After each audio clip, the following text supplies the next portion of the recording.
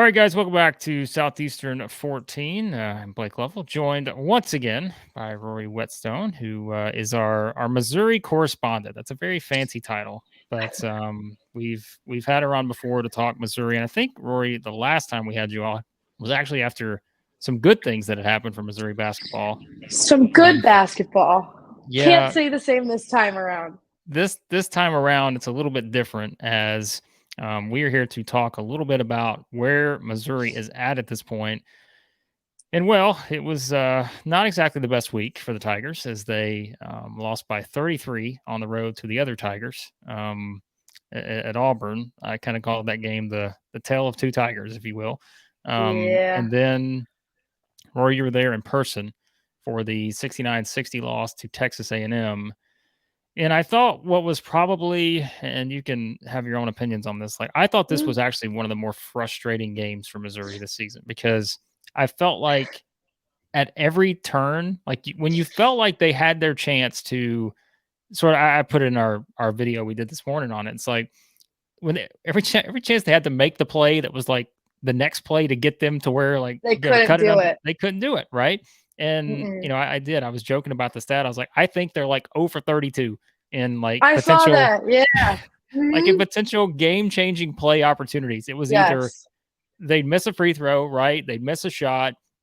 I'm thinking about the one where I think it was DeAndre Golston who passed up the three, like, and then I don't know if that led to a shot clock violation or There were a like it few of felt, those. yeah, like it felt like every Which, time, yeah. right? That's what happened. So, It just felt different. There were a bunch of shot clock violations. They felt like I don't know, they couldn't drain a basket. And I feel like that's what makes me so nervous about this team is that they're either super hot or they're just not. And then it gets really concerning, especially leading into the tournament, because if they're gonna keep playing like this, they're they're not gonna go far. So I like my friends have a picture of me at the game and I'm just like this sitting in the bleachers as everyone around me standing up because that's just what the game felt like. They only lost by 9, but yeah, it felt like a lot more than that. yeah. Well, and I think it's just the frustration because of like, it felt like they had so many chances just to even it felt like it got to 8, and at 8, it's like they could never get it. Like it No, they just would couldn't get never. past that. No, it would never come down lower than that, even though they had the opportunities. And again, there's a lot that goes into that. But you just brought up something that I think I may have brought up in the other video we did. But the problem for this team, and this was kind of a, I don't want to say a rare example, but like they made 9 threes in this game. All right, which is for most SEC teams that's pretty good. For a Missouri Pretty team, good.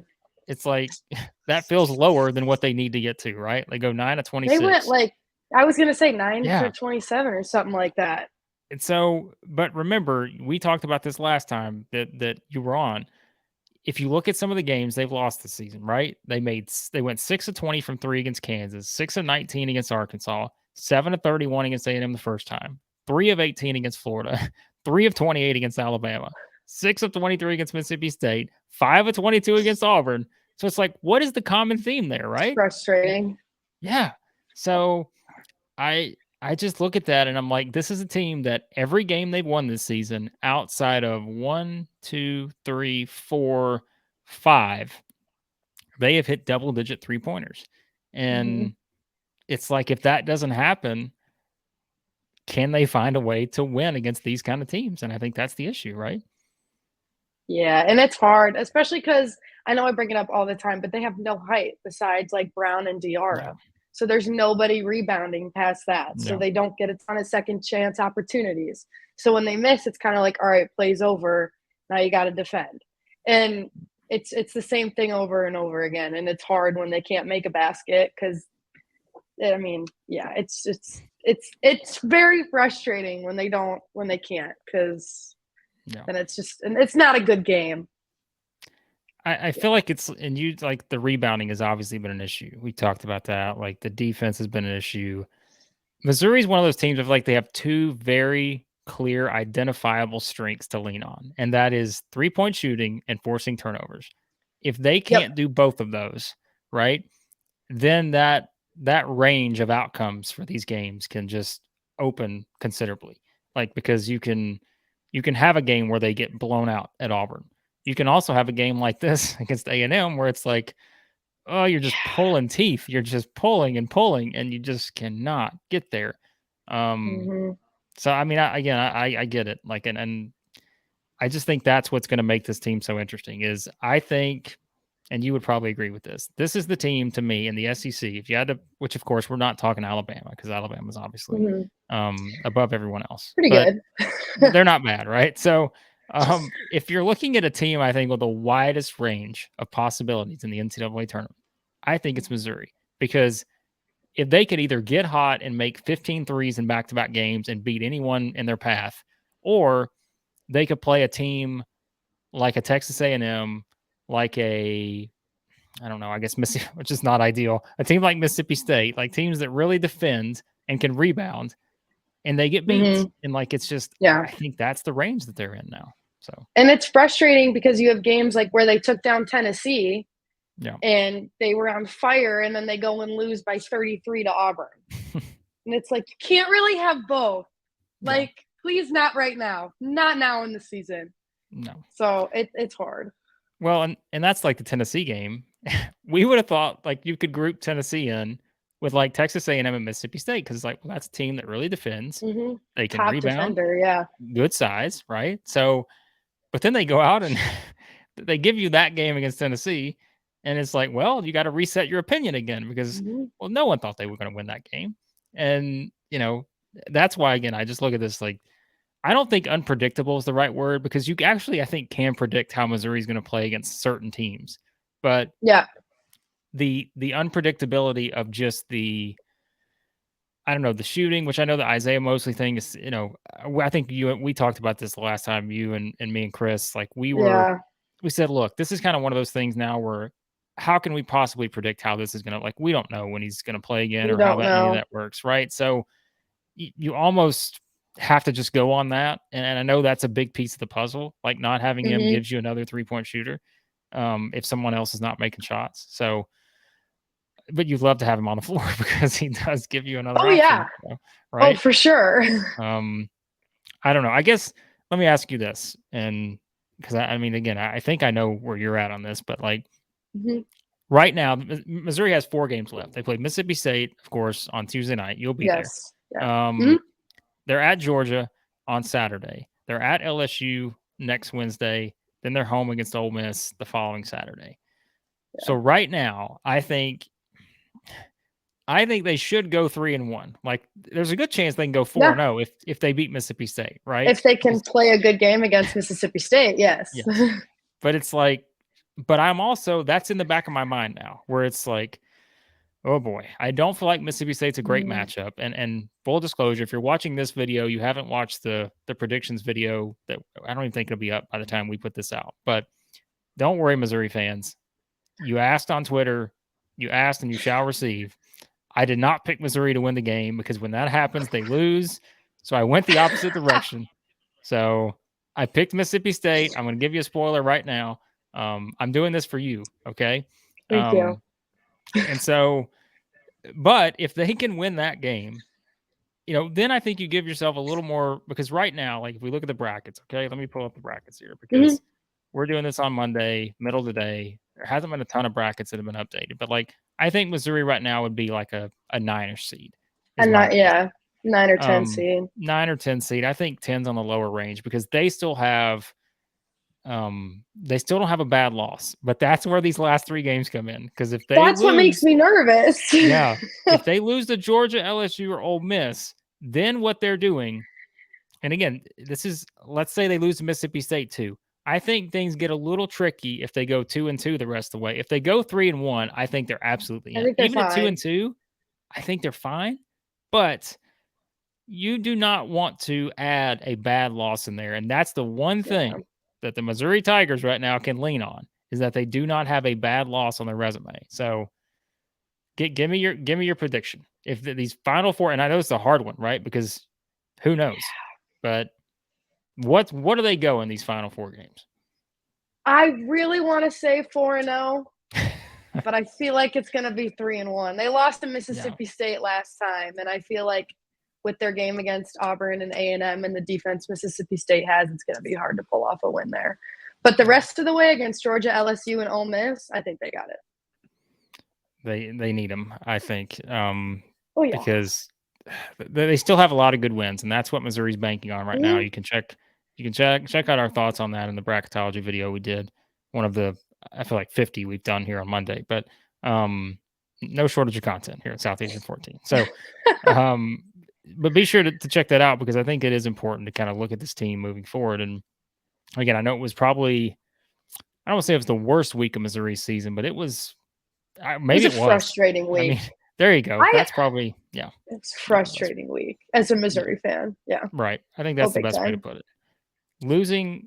Getting blown out at Auburn, which, in all honesty, that 33-point final score line, maybe not even a great indicator of actually how one-sided the game was. And I know that's crazy to say, right? It was hard to watch. I didn't even watch the whole thing, which is a horrible thing to say.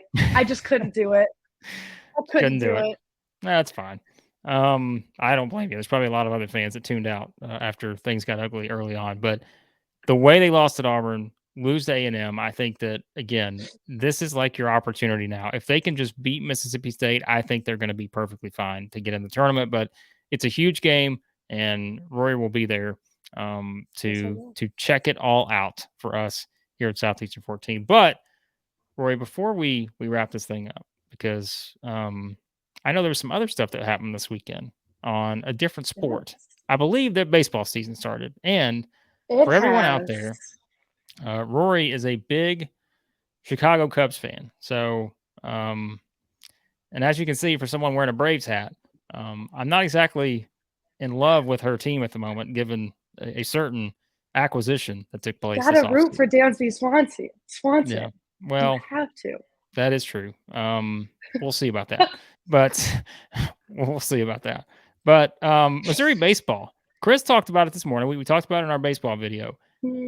How about Missouri? Like, they get off to a great start. I was impressed. Two wins in this series. And remember, like, going into it, the talk is basically, boy, Missouri is going to be the team that feels like kind of the odd team out in this tournament, because you're like, you just don't know, this classic, like, you just don't think they're going to win any games. But look at what they did, Rory. They come out, they get two nice wins, and now got a little positive momentum after opening weekend. It was great. Their walk-off, again, or not walk-off, but lead-off against TCU last night in the 10th. That was nice, off of TCU's errors, but still, I'll take it. Yeah. But I was impressed. I wasn't expecting what they did. And it was nice to see Sam Horn out there in one sport. That's a big talking point. But I know. But he was great yesterday. And it was I loved it. I was impressed, but I was so happy. So yeah. Well, I mean, again, they beat Texas, which Texas starts 0-3. That was a surprise. Future SEC member Texas goes 0-3 in the college baseball showdown. Yeah, they win that one 6-5. They beat TCU, as you said, 9-8 in 10 innings. Just a very thrilling game there. They lost the opener at Oklahoma State, but here's what I said, Rory. It's like, you look at this. I mean, really, outside of one bad inning, which they gave up 5 in the second to Oklahoma State in game 1, they were pretty, like, really just outside one. That was it. Inning. It was one inning. Yeah. So, hey, maybe Missouri baseball, they're going to be better than people think. So watch out. It's like our basketball team. Yeah. Hey, and they've got Rory on their side. So, a lot of positive momentum there. So, there you go. Yeah. But I think Missouri is an interesting team. We talked about it. So be sure to check out our SEC baseball video we did earlier today as well, because that is one where we did spend a good chunk of time talking about kind of Missouri as the surprise team of the weekend. And now they go to FIU this weekend. They got a 4-game series at FIU. And then they finally, Rory, get a home here. February 28th, next Tuesday. Home against Lindenwood, which we hope to have Rory in attendance there covering that game for us, actual media fashion. But if not, I have a feeling she'll be there anyway. So I'll still be there regardless. She'll still be there. But as always, Rory, it's always fun to catch up with you, because, again, if you're kind of new to this, you're joining in, you're like, wait a minute, this isn't Blake and Chris. Well, luckily for you, it's not, because at some point you got to get burnt out with us too. But Rory is one of our great interns that we have, and so we're bringing in a lot of people from different SEC schools this sort of calendar year, I guess you could say, and so yeah, we're bringing people just to get different perspectives, and so yeah, it's always a lot of fun. And again, Missouri is kind of one of the more interesting teams in the SEC, given what we talked about right now, right? From a basketball Mhm. standpoint, baseball gets off to a Yes, great start.